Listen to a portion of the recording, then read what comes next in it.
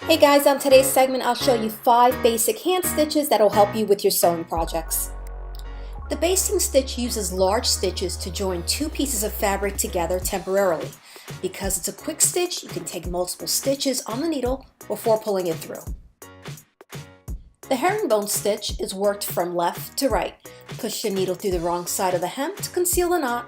Take just a few fibers from the upper portion of the fabric right above the fold, and then take a few more fibers from the hem itself. This stitch is not only decorative, but quite sturdy, and it's generally used to attach interfacing. It's also important to mention that I'm using a long needle with a small eye. This can either be single or double threaded, the choice is yours.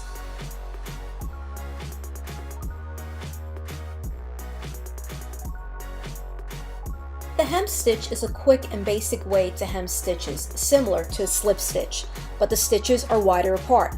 Bring the needle up through the wrong side of the hem and stitch on a diagonal to the left, and then pick up just a few fibers from the hem itself before pulling the needle through.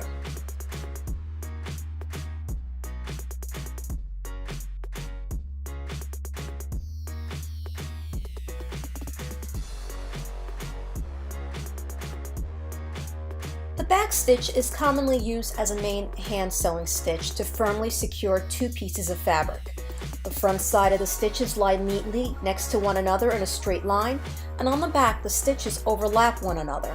Make sure you sew in a straight line to get a straight and even stitch all the way through. To begin, bring the needle out of the front, insert the needle about 1/4 of an inch to the right of where the thread emerges. Push the needle through to come out 1 stitch length to the left of where the thread first emerged and pull through.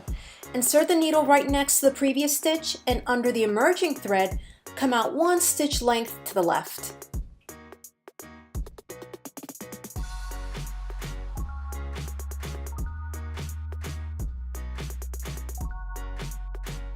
Our last and final stitch is the blanket stitch. To hide the knot, push the needle through the wrong side of the fabric.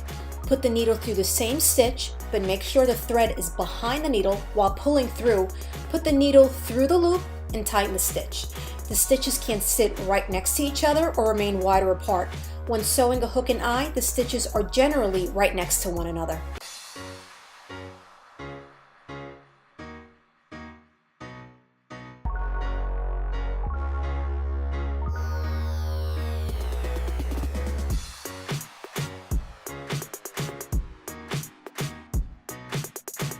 This completes our segment. If you have any questions or comments, please feel free to leave them below the video. Don't forget to subscribe and follow me on social media. I'll see you guys next time. Bye-bye.